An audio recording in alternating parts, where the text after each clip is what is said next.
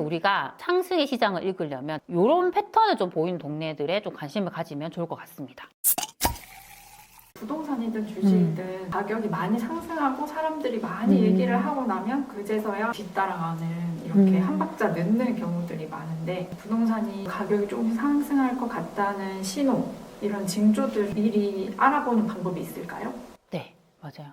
그런 것들을 알 수 있는 방법이 있습니다. 그래서 오늘은 상승 신호, 하락 신호 어떻게 캐치할 수 있는지 중요한 것들 좀 말씀을 드리도록 하겠습니다. 우선 상승을 파악할 수 있는 신호들 정리해서 말씀을 드릴게요. 우선 첫 번째는요, 전세가의 반등을 잘 보셔야 됩니다.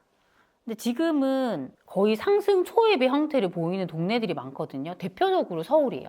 서울이요, 지금은 매매와 전세 다 상승하고 있죠. 근데 그 이전에는요, 매매 지수는 정체가 되어 있었는데 전세 지수부터 올라갔어요. 그러니까 전세가가 먼저 움직인다는 거죠. 제가 항상 말씀드리지만 사람의 심리예요. 뭔가 집값이 내가 봤을 때 오르는 것 같지 않고 떨어질 것 같으면 불안하니까 집을 안 삽니다. 전세든 월세를 많이 살려고 하면 수요가 그쪽으로 몰리면서 가격을 올리게 되죠. 그러면 나중에 계속 이게 전세가가 올라가면 여기에 돈 조금만 보태면 집 사겠네. 그럼 집을 사요. 그렇게 하면서 매매가가 올라갑니다. 그래서 딱 그 서울이 그런 모습으로 왔다라는 거 우리가 알 수 있거든요. 그렇게 알 수 있고, 그리고 이게 오르더라도 항상 서울의 전체 지역, 전체 모든 동네가 한 번에 오르는 게 아니에요. 좋은 곳부터 오르죠. 사람들 수요가 좋은 곳부터 가니까. 그래서 서울도 강남부터 오르고, 강남이랑 뭐 송파나 이런 동네 오르면 그 밑에 뭐 마포나 성동구나 이런 동네 오르고, 나중에 뭐 동대문, 서대문 이런 동네가 오르는 거죠. 그 패턴이 있는 거예요, 그렇죠? 그래서 결국에는 정말 마지막에는 노원구나 도봉구나 금천구 같은 곳들도 오르게 됩니다. 그 정도 오른다 했을 때는 서울이 거의 오를 만큼 오르는구나라고 우리가 생각을 할 수 있습니다.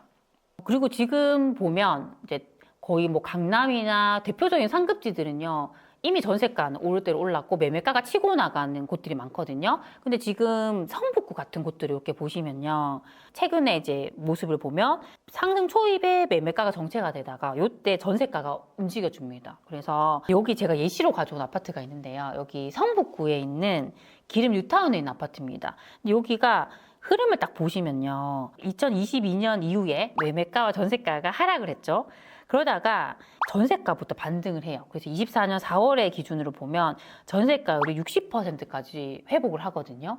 그렇죠. 그래서 전세가가 오르다가 나중에 보시면 그 뒤에 흐름을 보시면 전세가율이 다시 낮아지면서 매매가가 상승을 해 나가요. 그렇죠. 그래서 처음에는 전세가가 먼저 움직인다라는 것 우리가 확인할 수 있습니다.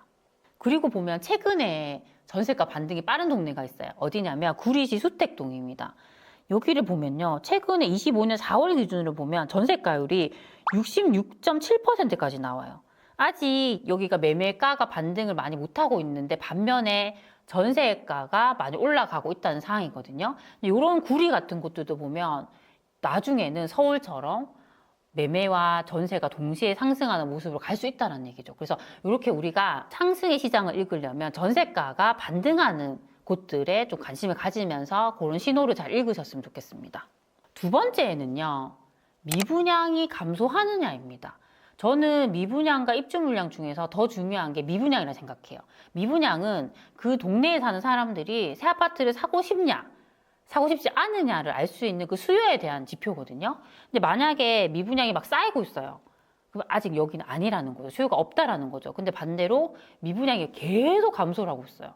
그 얘기는 이 지역에 사람들이 새 아파트를 사고 싶어하는 수요가 발생하고 있구나라는 것을 확인할 수 있습니다. 그래서 우리가 뭔가 사람들이 집을 사려고 했을 때 이제는 그동안 이제 하락을 많이 했고 집을 사도 되겠구나 했을 때는 정말 지금 미분양부터 보게 돼요. 왜냐하면 미분양 같은 경우는요, 정말 입지가 별로인 곳을 제외하고는 우리가 분양가 그대로 새 아파트 살 수 있는 거잖아요.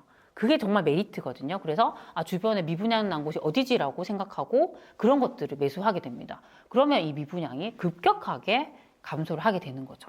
그래서 이게 제가 미분양의 무덤이라 불렸던 대구를 가지고 왔습니다. 2010년도에 대구의 모습을 보면요, 미분양이 엄청 많았죠. 근데 이게 일순간에 급격하게 줄어든다는 거죠. 그래서 미분양도 보시면 천천히 줄어드는 게 아니라 수요가 갑자기 몰리면서 급격하게 줄어든다는 걸 알 수 있습니다. 그래서 이런 패턴을 좀 보이는 동네들에 좀 관심을 가지면 좋을 것 같습니다.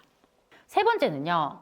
청약 경쟁률이 2자리 이상씩 나오기 시작한다는 겁니다. 근데 우리가 청약 경쟁률을 바라볼 때도 청약 경쟁률이 만약 서울이다 했을 때 서울이 분위기 좋다. 그럼 서울에 분양하는 모든 단지들이 청약 경쟁률이 잘 나오는 게 아니에요. 청약 경쟁률도 우리가 하락기에서 상승기로 전환이 될 때는요. 좋은 곳들, 수요가 많이 몰리는 곳들, 누가 봐도 선호하는 곳들이 잘 나와요. 근데 동시에 분양을 하더라도 입지가 별로인 곳들은 미달이 납니다. 근데 이 흐름이 만약 계속 상승의 흐름이 번지게 되면요. 입지가 별로인 곳들도 완판이 나기 시작합니다. 그럴 때는 이 상승의 흐름이 점점 번지고 있구나라고 우리가 생각을 하시면 돼요. 근데 최근에 보면 서울도 웬만하면 경쟁률이 잘 나왔지만 미달 나는 곳도 있었어요. 여기 더샵 퍼스트월드 같은 경우는 미달이 났죠.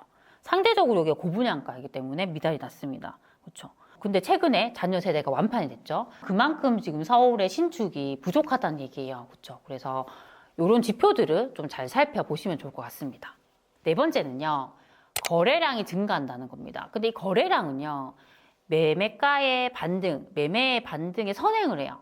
이게 거래량이 계속적으로 증가를 하게 되면요. 거래가 많아지니까 매물이 급감을 하고 지금 호가는 올라가고 하면서 매매가가 올라가게 됩니다. 그래서 지금 우리가 좀 중요하게 봐야 되는 것들은 거래량이 평균 이상으로 계속 발생하는 곳이 어딘가입니다. 근데 이 거래량은요, 심리의 영향을 많이 받아요. 사람들이 집을 이제 사도 되겠다라고 생각을 해야지 거래를 하잖아요. 그렇죠? 그래서 그런 관점으로 우리가 거래량을 좀 바라보시면 좋을 것 같습니다. 근데 지금 서울 같은 경우는요, 25년 3월에 보시면 평균 이상으로 거래가 계속 발생하거든요. 그래서 서울은 거래가 계속 발생하니까 앞으로 더 오를 가능성이 많다라고 볼 수 있습니다. 그리고 과천 같은 경우에 보시면요, 거래량이 상당히 지금 많이 나오고 있거든요. 과천이 지금 분위기가 너무 좋습니다. 그렇죠? 그리고 세종시, 최근에 조금 급등하는 모습을 보이고 있는 세종시 같은 경우도 최근 거래량이 엄청 많이 발생하고 있죠. 그래서 이게 거래가 계속 발생한다라고 했을 때는 이 지역이 가격이 올라갈 가능성이 많겠구나라고 우리가 생각을 하시면 좋을 것 같습니다. 다섯 번째는요. 갑자기 급매물이 소진이 되고 매물이 급감을 한다 했을 때 지금 이 시장의 분위기가 바뀌고 있구나라고 생각할 수 있습니다. 근데 우리가 만약에 이제 집을 사도 되겠다라고 했을 때 아까 미분양 같은 것들도 많이 보지만 기존 아파트를 본다 했을 때는요. 급매를 보게 되죠. 저렴한 거. 그러면 그 저렴한 것들이 다 소진이 되면요. 급매가 아닌 다른 일반 매물을 보게 됩니다. 그렇죠? 그래서 급매가 갑자기 소진된다 했을 때는 뭔가 분위기가 온다라고 볼 수 있고요. 갑자기 매물이 많았는데 매물이 급소진이 되면서 매물 호가가 올라간다라고 했을 때는요. 집을 파는 사람들이 뭔가 상승의 흐름을 캐치한다라고 볼 수 있습니다. 그래서 이거 집을 파는 사람들도 그 분위기를 읽거든요. 예전에는 집을 아무리 내놔도 보러 오는 사람이 없었는데 갑자기 집을 보러 오는 사람이 몰리기 시작하는 거예요. 그러면 집을 파는 사람이 느끼게 되는 거죠. 뭔가 분위기가 바뀌고 있구나. 그러면 웬만하면 가격을 올리겠죠. 아니 매물을 좀 걷었다가 조금 더 오르면 팔아야지라고 생각할 수 있습니다. 그렇죠? 그래서 만약에 그런 분위기라 했을 때는 뭔가 지금 상승의 흐름이 오고 있구나라고 우리가 생각을 할 수 있습니다. 그리고 하나 더 말씀을 드리면 우리가 현장에 갔어요. 현장에 갔는데 소장님이 바빠요. 원래는 내가 전화를 하거나 현장 가면 소장님들이 되게 한가하시고 여유가 있었는데 갑자기 소장님들이 바빠지고 전화해도 엄청 나중에 전화를 하겠다고 한다던가 현장에 갔는데 뭔가 계약서를 쓰고 있다던가 그런 모습이 보인다고 했을 때는 뭔가 분위기가 확실히 바뀌고 있구나라고 생각할 수 있습니다. 저도 최근에 부동산에 연락을 해본 적이 있는데 소장님이 주말에는 밥 먹을 시간도 없었다 하더라고요. 근데 그런 동네는 지금 확실히 뭔가 바뀌고 있다라는 반증이기 때문에 그렇게 우리가 조금 분위기를 읽으셨으면 좋겠습니다. 그러면 평소에 거래량이나 급매 같은 것들 꾸준히 모니터링을 하시는 분들이 이런 걸 캐치할 수가 있겠다. 맞아요. 그것도 우리가 계속 변화를 보는 분들이 지금 뭔가 바뀌고 있구나를 알 수 있지만 전혀 그걸 안 하고 있는 분들은 지금 이게 바뀌고 있는 건지 바뀌고 있지 않은지 캐치할 수가 없는 거죠. 그러면 반대로 하락하는 신호는 어떤 게 있을까요? 네, 지금부터는 하락의 신호를 읽을 수 있는 방법에 대해서 좀 말씀을 드리도록 하겠습니다. 우선 첫 번째는 뭔가 건설사에서 갑자기 분양을 많이 할 때는요 조심을 하셔야 됩니다. 이게 만약에 지금 분위기가 너무 좋아요. 계속 상승하고 있고 분위기 좋으면요 건설사에서는 그동안 하락장일 때 분양을 많이 못했고 손해를 봤잖아요. 그걸 이제 보전을 하려고 하는 거죠. 그래서 분양가를 올리면서 밀어내기식 분양을 많이 하게 됩니다. 그럼 처음에 이렇게 하게 되면요. 워낙 지금 분위기가 좋기 때문에 다 소진돼요. 아무리 고분양가를 하더라도 경쟁률 잘 나오고 완판이 됩니다. 근데 이게 한계가 있어요. 어느 정도 그게 계속 소진되다 보면 사람들이 어느 정도 생각하게 되는 거죠. 뭔가 분양가가 너무 비싸지는 것 같은데? 이런 생각을 하게 됩니다. 그러면 그때부터 이걸 받아줄 수 있는 수요가 없게 되는 거죠. 그러면 일부 미달이 나다가 전체 미달이 나면서 이게 미분양으로 이렇게 쌓이게 되는 형식으로 많이 가게 돼요. 대표적으로 최근까지 대구의 흐름이 그랬습니다. 대구가 21년 4월쯤 이렇게 보시면요. 분양했던 것들이 뭐 2자리 이상씩 나오고 완판이 돼요. 지금 여기 예시로 나와 있는 아파트 중에 이안 엑소디움 같은 경우는 입지도 그렇게 좋지 않고 상당히 분양가도 비싸요. 세대수도 많지도 않아요. 근데 이런 애들이 완판이 됐다라는 것은 그만큼 그때 분위기가 되게 좋았다라는 걸 알 수 있는 거죠. 근데 점점 시간이 갈수록 미달이 나고 전체 미달이 나는 단지가 계속 증가를 합니다. 그래서 실제로 이때는 대구가 계속 전체 미달이 난 단지가 생기면서 미분양이 급증을 했습니다. 그래서 만약에 이런 분위기가 보인다라고 했을 때는 조심해야겠구나라고 생각을 하시는 게 좋습니다. 저도 지방 소도시에 현재 살고 있는데 2021년, 2022년에 상승기가 엄청 왔었을 때 이 작은 소도시에 분양을 홍보하는 트럭들이 하루가 멀다 하고 다니는 거예요. 그래서 또 분양하네, 또 분양하네 이렇게 하다가 슬슬 뭔가 저게 다 팔릴까 불안감이 커지다가 아니나 다를까 나중에는 그 미분양 물량이 쌓이면서 하락기가 되더라고요. 맞아요. 그걸 받아줄 수 있는 수요는 한정이 되는데 이게 계속 넘치다 보면 결국에는 더 이상 못 받아주는 거죠. 그렇죠? 그래서 그런 걸 너무 조심해야 될 것 같아요. 맞아요. 그리고 두 번째는요. 갑자기 주변에서 부동산 얘기를 많이 하는 거예요. 누가 집을 샀다, 어디를 샀다 얘기를 많이 하고 그럴 때 정말 조심하셔야 됩니다. 실제로 정말 상승장에 그랬었거든요. 그리고 그때 딱 그 당시의 분위기를 보면 뉴스 기사에 영끌 계속 갑자기 뭐 부동산이 얼마가 올랐다, 어떤 지역의 아파트가 몇 억이 올랐다 그런 기사가 도배가 되기 시작해요. 근데 지금은 아니거든요. 근데 얼마 안 있으면 또 그런 기사들이 계속 나올 수 있다라는 거죠. 뭔가 그런 기사가 나오고 주변에 부동산에 관심도 없던 사람들이 부동산 이야기를 많이 한다라고 했을 때는 지금 뭔가 분위기가 고점을 향해 가고 있구나라고 생각할 수 있습니다.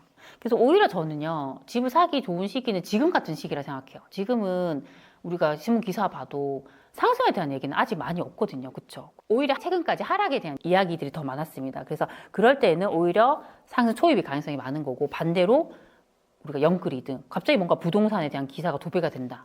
그러면 고점으로 향할 가능성이 많기 때문에 그런 부분들은 좀 조심하셨으면 좋겠습니다. 마지막 세 번째는 내가 사고 싶은데도 돈이 있는데도 매물이 없어서 못 사는 경우를 조심하셔야 됩니다. 사실 지금 같은 시기 아직 제대로 반등 못한 시기에는 돈 있으면요 살 수 있는 데가 너무 많아요. 근데 이게 어느 정도 고점을 향해서 가다 보면 너도 나도 집을 사게 되겠죠. 사람들이 많이 몰리게 되겠죠. 그러면 매물들이 급감을 하게 됩니다. 그렇죠? 그러면 어느 정도 이게 상승장이 지속이 된다는 의미거든요. 매물이 감소할 때는 우리가 두 가지로 해석을 할 수 있어요. 첫 번째는 아까 앞에서 제가 말씀드린 것처럼 급매물이 감소하면서 이제 상승을 감지한 매도자들이 매물을 걷어들이는 형태예요. 그럴 때는 이게 상승 초입의 모습이거든요. 근데 그게 아니라 두 번째의 모습은요. 어느 정도 상승이 지속이 돼요. 지속이 되다가 이게 사람들의 대부분 심리는 뭐냐면요. 집값이 계속 올라주고 몇 억이 올랐다, 몇 억이 올랐다. 이게 나오면 그제서야 뒤늦게 집을 삽니다. 그럼 그때 뒤늦게 참여한 사람들이 우르르 가게 되면 그때 매물이 또 급감을 해요. 그래서 그때를 저는 정말 조심해야 된다고 생각합니다. 그래서 뭔가 내가 돈이 있음에도 불구하고 내가 집을 살 수 없다라고 했을 때는 뭔가 이 시장의 모습이 과열이 된 건 아닌가? 조금 그런 것들을 잘 판단하시는 게 저는 중요할 것 같습니다. 그래서 그럴 때는 급하게 계약을 하시기보다는 조금 더 이렇게 기다렸다가 현재의 모습이 어떤 식으로 움직이는지 제가 앞에서 보여드린 그런 지표들이 어떻게 조금 변해가는지 그런 것들을 잘 살펴보시면 좋을 것 같습니다. 각 도시는요 다른 흐름을 가져가거든요. 내가 지금 보는 것들이 조금 과열이 됐다 싶으면요 그런 동네 말고 조금 덜 오른 동네를 보시는 것도 좋습니다. 그래서 그렇게 좀 상황에 맞게 잘 판단하셨으면 좋겠습니다.